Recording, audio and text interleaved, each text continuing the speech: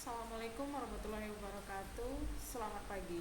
Hari ini saya akan memberikan modul praktikum public speaking keempat, yaitu membawakan acara formal bagian pertama.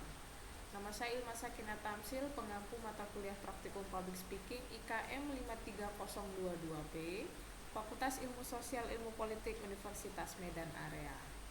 Nah, di dalam public speaking banyak sekali acara-acara yang bisa kita bawakan. Bisa acara formal ataupun acara yang bersifat hiburan.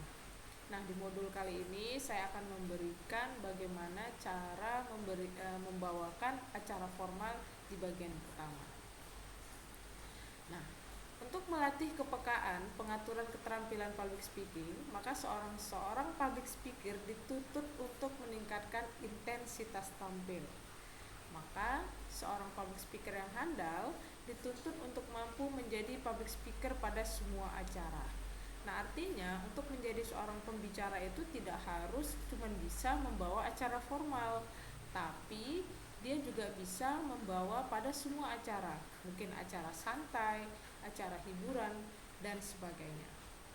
Jadi untuk dapat menguasai audiens dalam ruangan tertentu, entah itu jumlahnya kecil atau besar, maka seorang pembicara perlu melakukan identifikasi terlebih dulu dengan EO atau event organizer atau sebagai penyelenggara acara. Artinya, di sini dituntut seorang pembicara supaya bisa mengetahui. Nah, artinya penting untuk mengidentifikasi siapa audiensnya. Nah, bagaimana caranya? Nah, karena ini mungkin jumlahnya bisa kecil atau besar.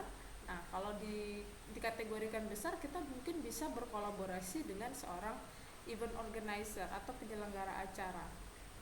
Nah, jadi selain itu, public speaker dituntut untuk memiliki sensitivitas dalam menentukan jenis performa secara keseluruhan. Artinya, ketika kita membawakan acara formal, kita harus dituntut bagaimana kita bisa berpenampilan. Mungkin dari fashionnya, ya kan, dari bajunya, kemudian aksesoris yang boleh kita pakai seperti apa, atau aksesoris apa yang sesuai dengan acara formal, kemudian makeupnya seperti apa. Nah, kemudian dalam acara formal biasanya pilihan bahasa yang akan digunakan biasanya akan menggunakan bahasa formal. Nah, ini harus dipilih, artinya harus dipelajari bagaimana menggunakan bahasa yang formal yang baik. Kemudian body language, nah kita tidak bisa seperti acara yang biasa aja, artinya cara body language kita juga harus tertatar untuk membawakan sebuah acara formal. Nah, untuk acara formal bukan berarti kita tidak bisa menyelipkan joke atau candaan. Sesekali boleh, namun porsinya harus disesuaikan.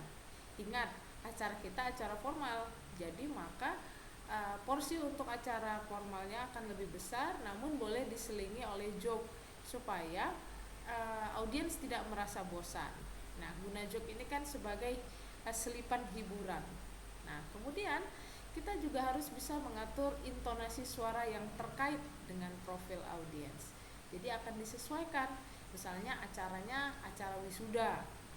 Nah, intonasi suara kita sebagai pembawa acara dia harus bisa diatur ya. Jadi tidak bisa menggunakan suara yang biasa aja. Atau mungkin acara kenegaraan, ya kan, atau upacara kenegaraan.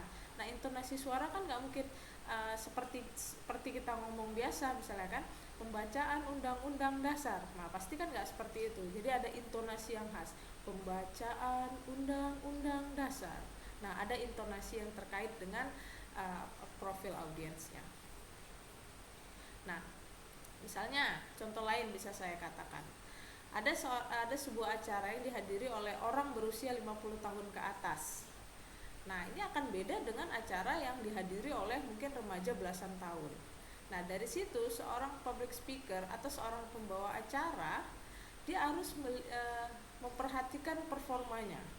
Nah, ini kan akan berbeda orang yang berusia 50 tahun ke atas dengan remaja.